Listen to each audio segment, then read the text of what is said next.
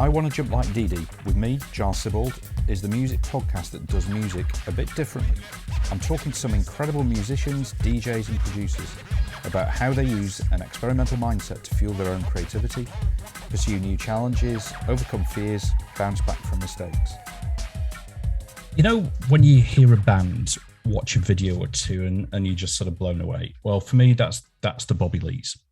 The masters of building this kind of maniacal tension and then just kind of detonating it in your face. Dig Your Hips is off the new Hollywood Junkyard EP, and it's one of the most uninhibited, nihilistic pieces of rock and roll that I've heard in a long time. It's kind of like heart and soul stuff, and we need more of this in our lives. The video for Hollywood Junkyard itself is just hilarious. It's fantastic, and it's got the immortal line from one of the kind of like unhinged sycophantic image consultants or whatever they were. You just can't play your instruments anymore. You need a look. Which I thought was just brilliant. I thought, well, how about off you fuck? So with that, Sam Quartin, welcome. Thanks so much for coming on. I really appreciate it. It's great to talk to you. Thank you for having me. Not at all. So I mean that Hollywood Junkyard, I really want to see part two of that. There's got to be a part two. It needs kind of beaming around everywhere. It's fantastic. We had so much fun making that with all our friends, and it felt good to put what I've seen and experienced into something instead of just being annoyed or pissed off. It always feels good to just put it into something. Then it feels like it wasn't for nothing. Yeah. I mean, I guess, kind of like within it, there's that sort of serious message of, the approach that you have and, kind of just want to play music, right? Sure. Yeah. Just kind of have a place to put my energy. Yeah. I'm reading at the moment this book by Gordon Raphael, who produced the first Strokes album. And it's kind of it's really funny. It just sort of reminded you when I was reading the passage today. It just sort of reminded me of this, and it was about when they kind of signed to a major for the sort of US distribution, and their sort of A&R person came down and he's just like, "Oh, this sound just isn't going to work. There's too much distortion, blah blah blah," and all this kind of stuff. I was just like, and eventually they obviously got their way and got to produce it how they want to, but like it was a battle. It's like, oh my God. Yeah. I guess that's kind of what the industry does, right? I mean, my experience so far has been, just a lot of like, I just get a visual of someone with their arms point. I guess video would help for this part, but I was someone pointing their arms, like one arm's going left, the other one's going right. And they're like, "Oh, you want a career? Go this way." And they're pointing both ways at the exact same time. Just a bunch of fuckery, Yeah. So we're at a place now where we're just like, okay, we're going to make this music. And if someone wants to put it out and someone wants to listen to it, great, because we've done a little bit of experience of being in Los Angeles and meeting with this one and this, and just the crap, So, yeah. I mean, if we sort of like could go back to, when you were a kid and sort of growing up and the your formative influences, things that you kind of like remember that, sort of really, really sort of influence you, whether it's, kind of like where you were living, family, kind of friends. What were the big kind of things for you as you were growing up? Are we talking about positive things or anything? All sorts of things. Yeah. Anything you feel comfortable talking about. Yeah. I'm pretty comfortable with whatever. I mean, my first exposure to music, I guess, was my dad played me. The first thing I remember was Little Richard. He was obsessed with Little Richard. And he took me to see him when I was really little, and they took the kids on stage. And I remember getting to see him up close, and he reminded me of my grandmother because he had so much makeup on. And and that was my first like, wow, he looked like a rocket ship of light. He just was like so much energy. And then I don't know, I listened to they would play me a lot of all different kinds of stuff. James Brown, Elvis, the Rolling Stones. And then when I got older, I started learning like who influenced those people, like, you know, because you hear the Rolling Stones, you're like, wow, that sounds great. And then you get to learn, well, who did they listen to? And like I've learned a lot from hearing Jack White talk about what influenced him, and then finding Bo Diddley and people like that. Because I love how simple those songs are. That's how I learned how to play guitar, like listening to Bo Diddley stuff, and just that kind of simple stuff. I don't want to say simple like to diminish it, but I mean like you can pick up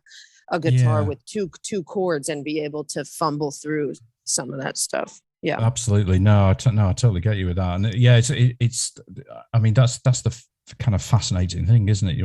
When you sort of hear the, you know, sort of first things that you're exposed to, and then you start to get curious, you know, thinking, okay, well, where did that come from? And, you know, then you then kind of go back in history, and it starts to kind of make sense when you sort of see the evolution, you know, over time, and where these influences really kind of came from. Yeah, I still feel I got a lot to learn. I don't know a ton. There's a lot still I have to learn about. Oh, it's immense. I mean, when you get into it, it's kind of crazy, isn't it? You know, just the whole kind of you know, where it all started, and you know, how that sort of developed and who learned off who. I think it's just sort of fascinating. Just so much around. So I mean, what sort of scenes were you kind of did you kind of gravitate towards? You know, what kind of, you know, friend groups were you I mean, as soon as my people, the thing I gravitated towards was alcohol. When as soon as I was like 12, I had my first drink, and then fell in love with drinking. I'm sober now. That's why I was an alcoholic, or I am one. But so I kind of went wherever there was that stuff for free. So there were like rock clubs and places I could sneak into when I was 14, 15, and drink and see music. And yeah, I mean, I had friends, but I no one I'm friends with anymore. I think I was like obsessed with alcohol, and music was kind of what my brain was interested in. Yeah. And was that in was that when you were in, had you moved to sort of Woodstock by then? So I grew up between in Manhattan with my mom, and my dad lived in New Jersey. So I mostly was in New York City, and then I moved to Woodstock like 6 years ago now, and I met the band like a year later, right? Kind of in the first year I met them when I moved up here. Well, I mean that kind of environment. I always think that you know, I guess sort of people differ in their opinions on this, but I kind of think that, you know, your actual physical environment where you live, you know, does have an influence on, you know, eventually what you think. I remember I was reading this book by David Byrne. It was like his kind of bicycle diaries, where he sort of travels around the world, and he's, you know, riding, you know, it's about how easy it is to bike in certain cities around the world, but also it's about what's going on culturally in all, you know, cities like Buenos Aires and, I don't know, like Hong Kong and stuff like that. And he was saying about New York, about how eventually he thinks that you know, if you don't come from New York, or you know, that eventually you take on the persona of what New York has to kind of offer. I think that there is kind of something in that you know, I guess what he's saying is that your environment sort of influences, you know, your kind of mindset. Yeah, perhaps I'm not sure. when I think about like what I wrote when I lived in a little shoebox apartment, or what I wrote when I lived in the woods, like right in a log cabin in the woods, I think I like what I wrote more in the middle of nowhere than in the city. Also, my anxiety got a lot better when I moved out of a city. Yeah. And the biggest, I mean, I don't know why I moved. It was one of those things that just kind of happened. I had never been here in my life, and I just came here. It was weird. I was definitely meant to come here, but I'd never heard of it, or I didn't know anybody here. And yeah, it just was one of those things. But yeah, did it just, I don't know, just like kind of have an appeal to you, or just a weird thing that sort of happened? You suddenly, like, kind of like you sort of found yourself there. Yeah, it just happened. Yeah, I mean, I feel like all the good things in my life, I did not plan. They just they were not by design. They just happened. Well, that's a kind of interesting thing as well. I mean, I think that you know that it's almost like that kind of like element of surprise. You know, you just kind of do things, and then sort of see what happens. I guess it's being willing to take those risks, and just sort of see how it goes. Yeah, I think also being like forced to take them helps, because I mean, by nature, I like to be comfortable. I don't like change. I like, if I'm want to feel safe, but if I want anything that I actually want, I have to change. I have to be uncomfortable, so it's like, I like getting this band together came from a place of, I'm in so much pain. If I don't do this, I have these songs, I have to do something with them. I feel like I'm supposed to perform them, but I am too scared to play in front of people. Like, what do you do then? And someone I met as soon as I moved up here, this woman I met up here, this writer told me to try reading a book called The Artist Way, which is like a 12-step program for creativity. And it's by Julia Cameron. I know the book. Yeah. Okay. Yeah. And it was amazing. I mean, I did what it told me to do. I did the thing, and it was like 3 months of like weekly assignments and stuff like that. And then it was very bizarre when I finished it. I met a local producer here and played him some of my stuff. And then he introduced me to the people at Rock Academy, this school up here. And that's where I met Mackie and Kendall. And we got along well. And then through them, Kendall's mom was dating Nick's dad. So Nick joined the band because their parents were together, and it just kind of naturally came together. But yeah. Wow, that's incredible. It's like kind of like serendipity or something, isn't it? Very much so. Kind of like all happens. That's fantastic. Well, I guess that, I mean, that kind of shows you, doesn't it? Sometimes, when you kind of forced into change, what it can give you. It doesn't always mean that it's easy to do that. But I remember there was always that sort of quote from Mos Def, the rapper, and he said, "Comfortable people don't become revolutionaries," which I thought is like, I mean, it kind of like totally makes sense, but it's so hard to kind of do it and sort of like, okay, I'm really going to do this. Yeah. How have you sort of found your, kind of like anxiety since you moved there? If that's not too personal a thing to ask. Have I found what? Your anxiety. Meaning has it gone away, or is it still here? Is that what you mean? Yeah. Is it has the environment helped? It helped a lot. Yeah, it's helped a lot. But it was a combination of things. I learned like I wasn't eating properly. I didn't know you're supposed to like give your body nutrition, and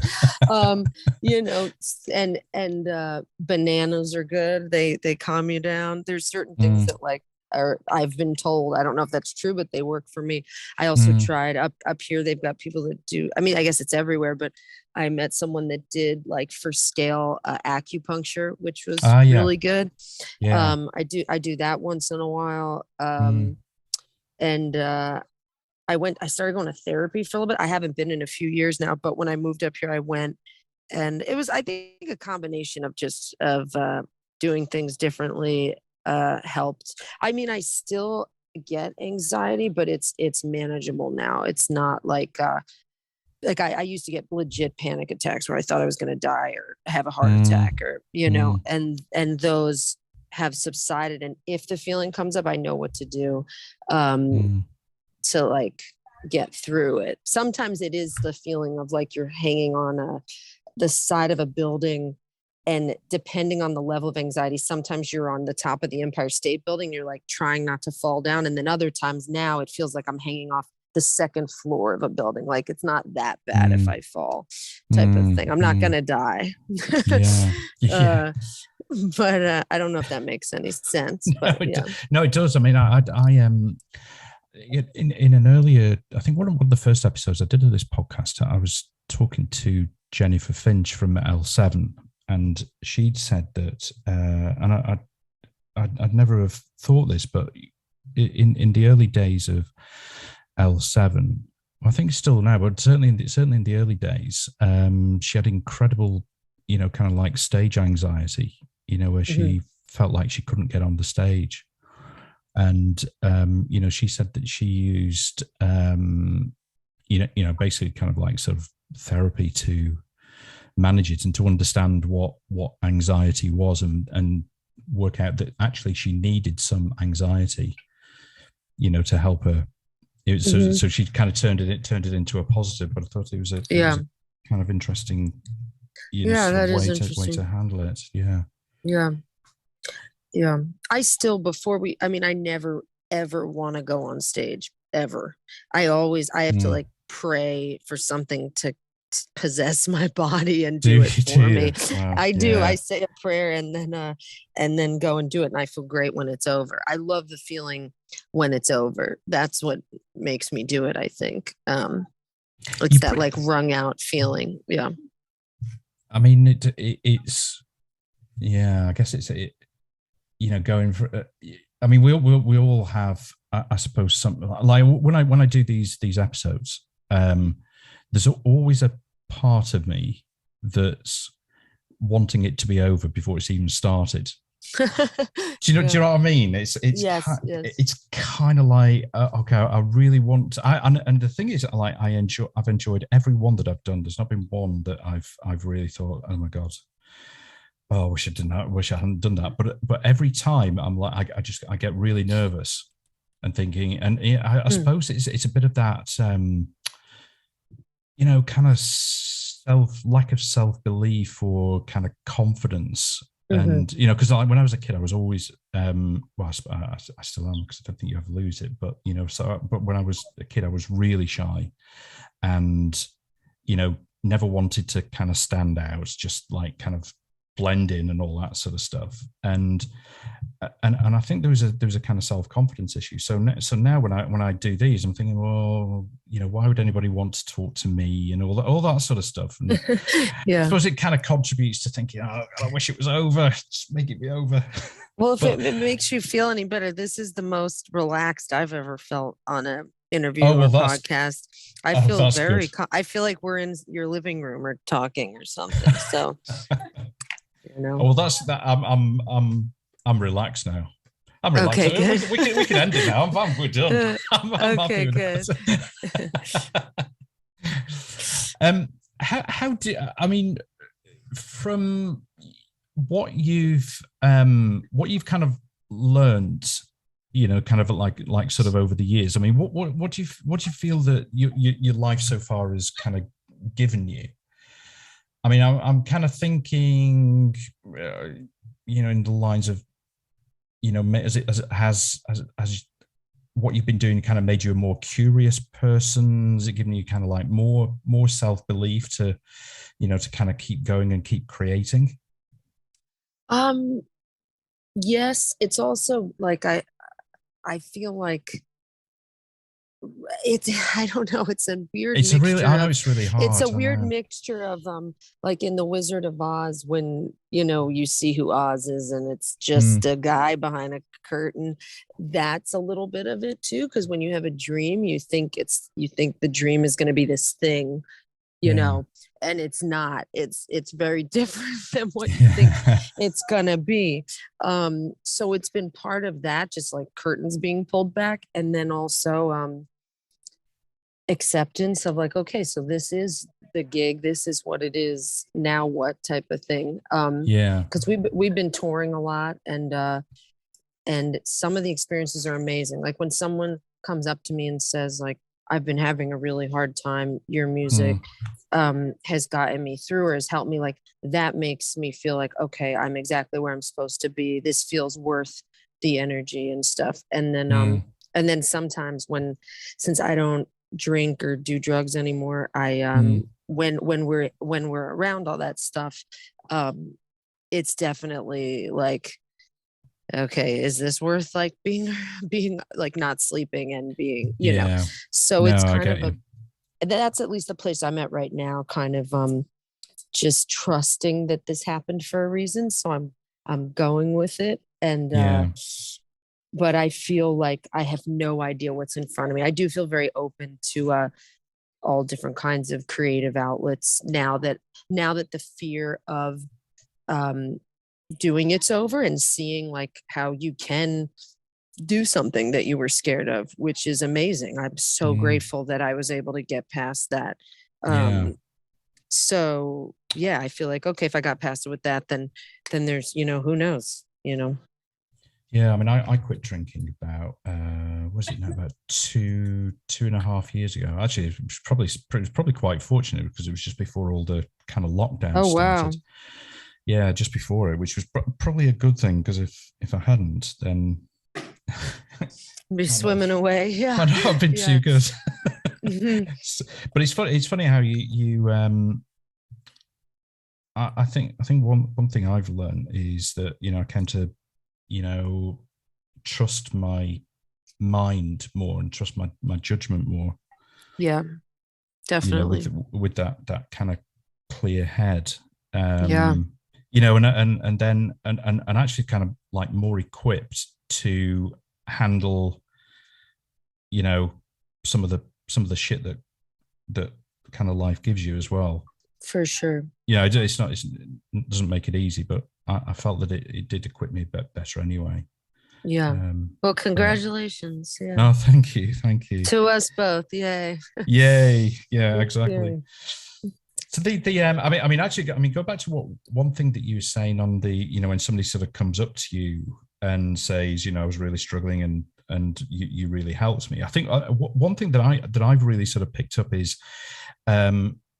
just talking about the music for a second, is your kind of storytelling, which I think is a really like kind of strong positive thing. It contributes to what you're putting together to make it sound really, people can kind of relate to it. Mm. And I think we kind of need more of that, and I think people are looking for that. So I think that really resonates with me. Thank you. With how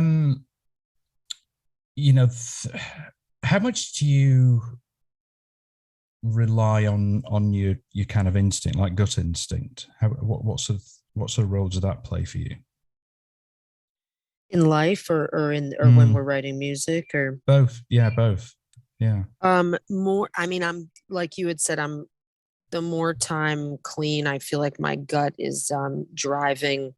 um I was listening to a podcast, because I don't listen to podcasts very often at all. I'm pretty like new to it, but I was on tour. I'm like, all right, I've listened to so much music. I need something else. So I started listening to some stuff, and it was really nice. I listened to a few Iggy Pop ones. I'm a big fan of his. And someone asked him a question about what percentage of decisions are made with your heart, and what's with your head, and like what do you let drive, which is more in control, and it was just interesting to think about. But yeah, I definitely think the gut is more and more what's driving as opposed to I mean, like the stuff that I've written I like, I feel like I didn't write it, it just like came, and then the stuff where I sit down and like work on it is, I'm like, I don't know. It's funny that how that happens. I mean, I'm sure there's loads of kind of theories behind it, but I don't know. It's weird how it just sort of comes to you.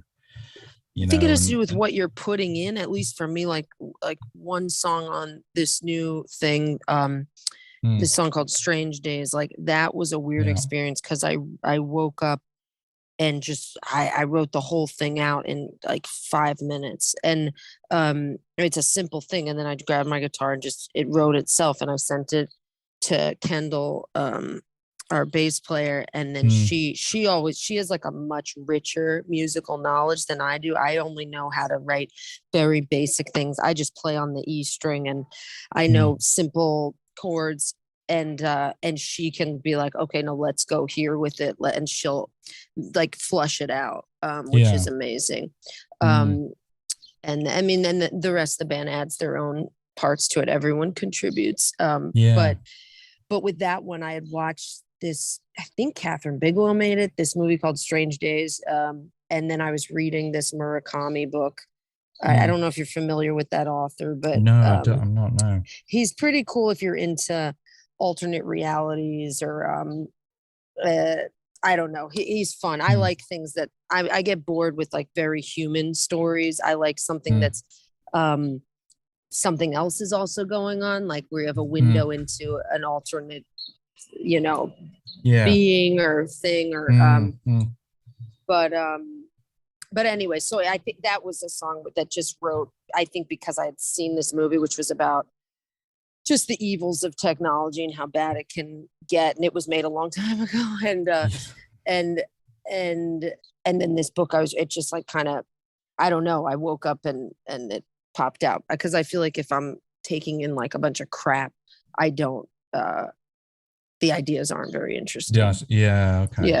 Are you kind of like interested in the sort of future, like what the future looks like, kind of like massive picture stuff?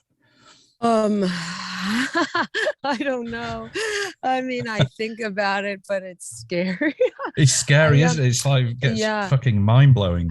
I mean, because like my favorite books have predicted the future. Like, I mean, in my opinion, like 1984, Animal Farm, or I really like Aldous Huxley's stuff. And I feel like, I don't know. I don't know. I'm more into, with wherever we are right now, my spirit seems to be drawn to minimal things, like basic, simple things. I try to, like, I got rid of my smartphone a couple years ago, and I got a flip phone, which people find very annoying because I don't text or anything, and I'm okay with that.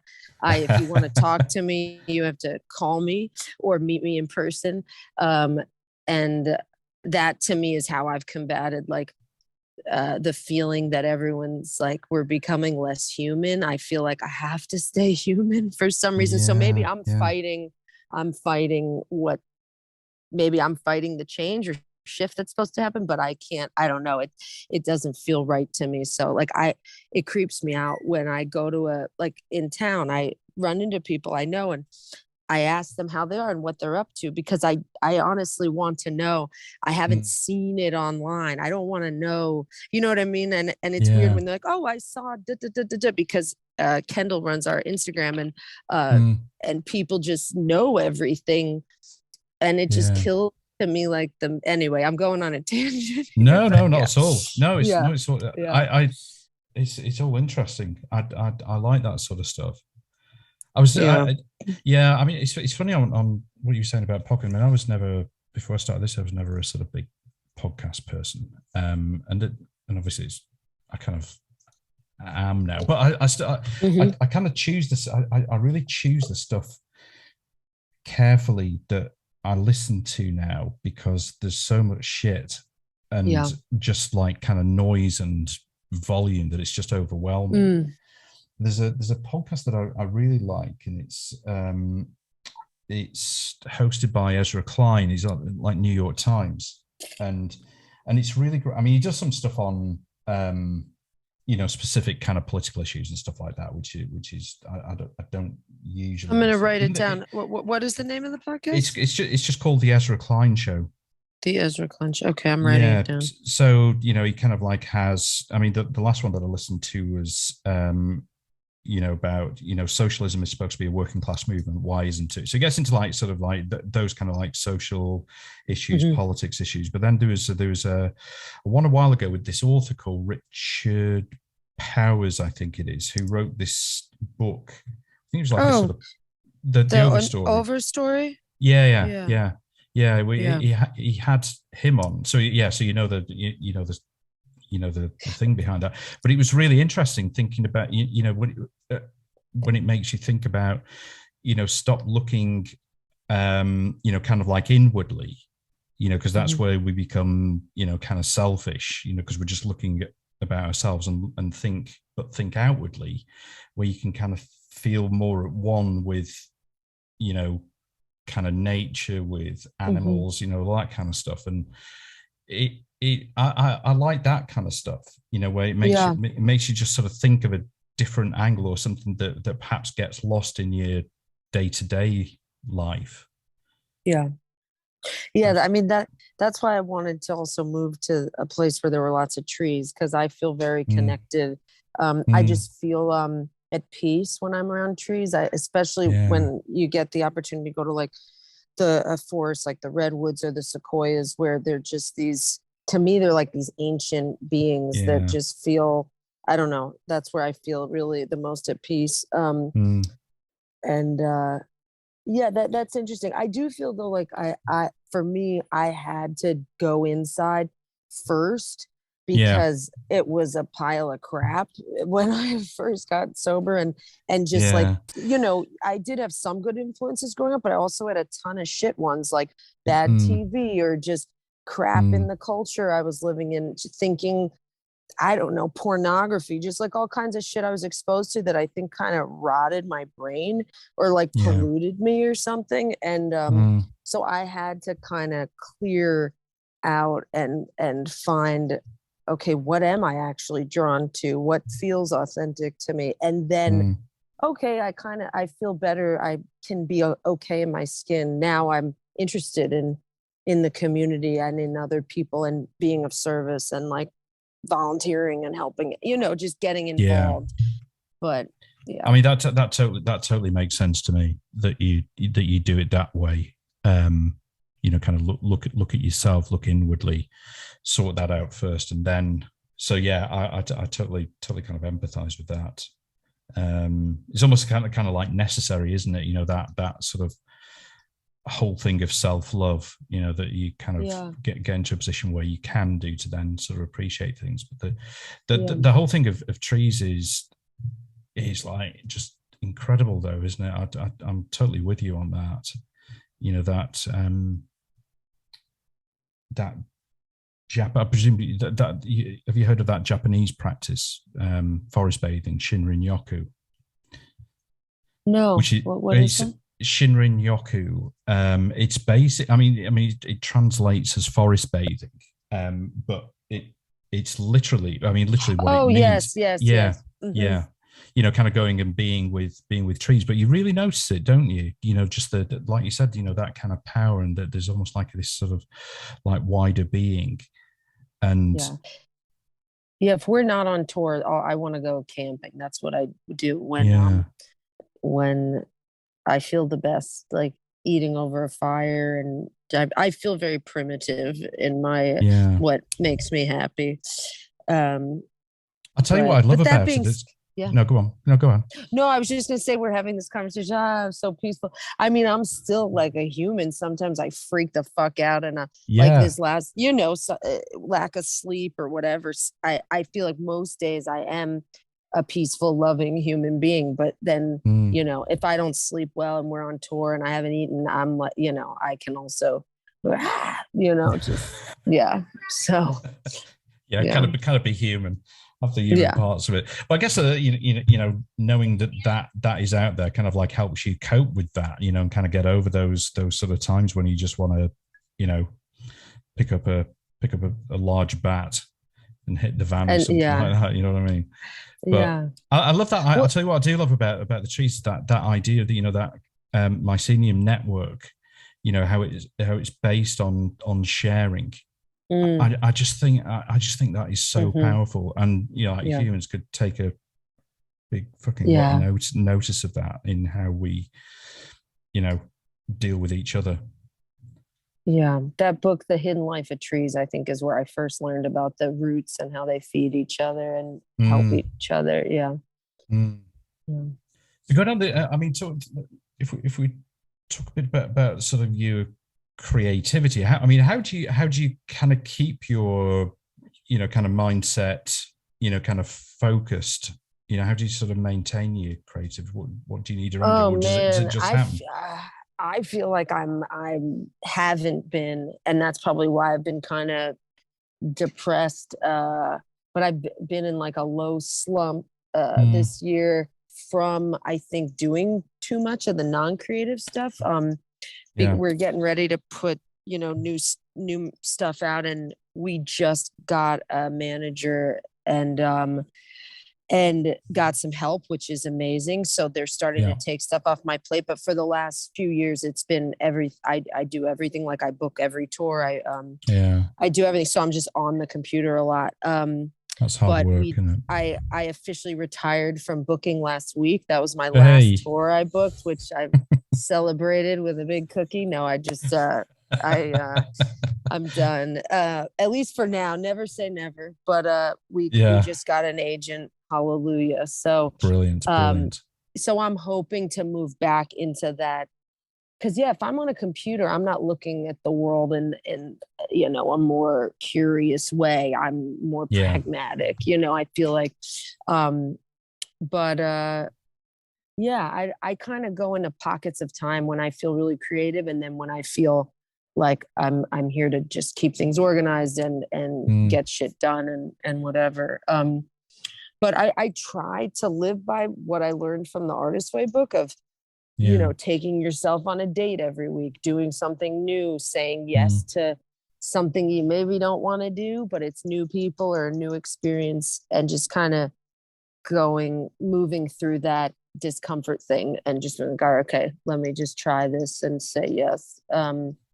So that kind of idea of or you know, kind of getting out of your comfort zone, doing that sort of thing. How do you deal with that? Is it a huge fucking load of hard work?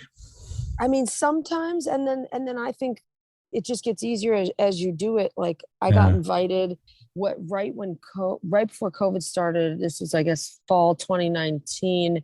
I got invited to go to this person's house. Behind her house, she has this amazing river that runs through it, and they go in the river all through the winter. And I'd never done that before. Before that point, this is, I guess, 2.5 years ago, I didn't like to be cold. I'd rather not be freezing cold if I have the choice. And they were like, do you want to try it? So I said yes, even though I did not want to. And I really didn't want to. I had to envision, because it was freezing. We went in the winter, and and in my head, I don't know why, but the day before I said, okay, what if you ever got shot? Like, if you get shot, that's going to be painful, but you'd have to deal with it. And, you know, if it's not in, like, you know, a major artery or your head, you have to deal with the pain. So I was like, imagine you're going to get shot tomorrow. It won't be as bad as getting shot. And I don't know why I had to tell myself that. So I went, we did the long walk down to the river bed, and then went in, and it was amazing. I became addicted, not addicted to it, but I mean, the first 10 seconds, I felt like I couldn't breathe. It was so cold. And they just said, you know, they like breathed with me, and you breathe through it. And and it was amazing. And after a minute or two, my whole body went numb, and I got out and we kind of danced around and shake it off, and had some hot tea. And then I did it again. And then once COVID started and all our tours got canceled, everything, I went like every day for a few months through the winter. Like it'd be snowing, it'd be icy. And it was amazing. So that actually helped me a lot. I think with the new music, the new, just even on stage, like, okay, I want to go into the crowd, but do I? Like it kind of took away that thought. Yeah. Just go, just do it. Just, yeah. Wow. That's good. So I highly recommend if you're interested. Yeah. That's a great story of how to do it, for sure. Absolutely.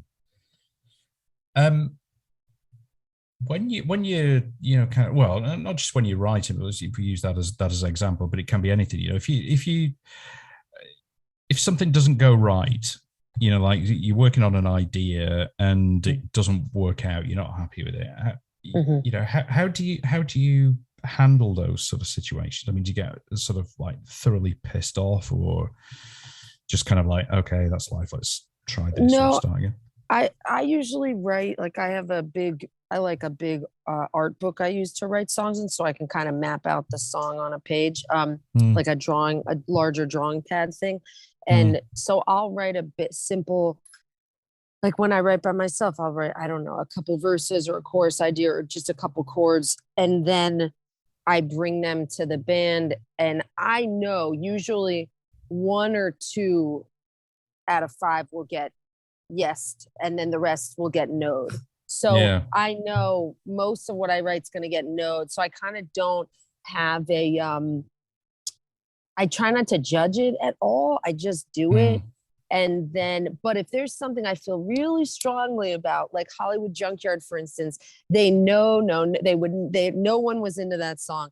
And I was like, I'm telling you, this is a song. I know it's a song. And I fought for it. And then we wrote a different musical idea. And then that became Hollywood Junkyard. So I took the lyrics, all this stuff, and put it. So I feel like things you do feel strongly about, like, I know there's something here, those you have to stick with. And they might not fit where you are right now, but like something will come along. So I kind of have earmarked tons of stuff that hasn't fit yet, but if I go through a phase where maybe I don't want to scream or yell, and I love PJ Harvey type stuff, I love all that. I'd love to do a record one day that is more, just instinctually moving, not so formulaic songwriting and stuff. But anyway, no, I get you with that, because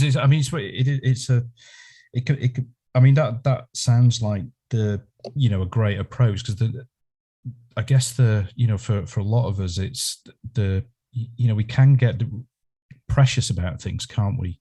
About that, this is we've kind of created something, and it becomes you get a bit protective, and it's like, well, this is my thing, how can this not be kind of good enough? So I guess having that, I guess sort of understanding that you're going to have some stuff that gets kind of rejected by the band, or it just isn't, needs to change, is the right way. Otherwise you're just going to get pissed off with it all the time, aren't you, if things get rejected? My bandmates are very there's no niceties. Everyone's like, nope, that's not like it's there's no oh, that's nice, but that's no, nice, it's but like, but no, it's like, very no, that sucks. No, we're not doing that. But which is good. I'm so grateful for them, because when I look at stuff I wrote before I met them, there was no, I'm like, oh, I wrote it, I guess it's good. I don't know. But then they'll be like, no, that's, it sounds too much like this or that, or which helps. I think like, sort of trust plays quite a big part as well, doesn't it? When you're doing this, you know when to to trust your bandmates' judgment, but also when your own judgment is right as well, when to trust yourself. So it's kind of like a two-way street, isn't it? My biggest enemy is is like the only time I'm not creative is when I say to myself, I don't need to, it's not coming right now, or I don't really feel it right now. I never really feel it until I'm like in the pattern of sitting down every day, or kind of getting into that. Like right now I'm not writing much because we've been on the road, but like last night I was packing merch for Europe, and then I got an idea, so I had to pick up a guitar and write a little idea down. But I can spend months saying, I don't think I'm ever going to write again. Like anytime I write something, I think if I indulge myself and think about it, I will think, I guess that's the last thing I ever wrote. Like I never think more's coming, but then more stuff comes. Yeah. No, I hear you with that. Yeah. I mean, that's an interesting sort of thing. It's weird. Way a mind works, isn't it? Yeah. I loved it. I do enjoy this sort of, I mean, I don't understand it by any stretch, but, you know, I like how the mind works and how it has this, you know, kind of thing that's a sort of protective thing, I guess, you know, instinctively trying to protect you from thinking, you know, yeah, great, I've done one, I can do the rest. It's almost like you're then sort of setting yourself up for a massive fall, aren't you? And your brain's telling you, no, fuck off, you're never going to create anything like that again. So, okay, right, yeah, I guess not. Yeah, that's funny. Oh, wow. Anyway, Sam, thank you so much for taking the time out. I know you kind of... This was a true pleasure. It was very relaxing. Honestly. There's a breeze out here. It's been lovely chatting. Thank you. Thanks for listening to the show, and I really hope that you enjoyed it and that you'll tune in for the next episode. In the meantime, it would be really awesome if you could rate and review the show, and also share it with any friends who you think might enjoy it.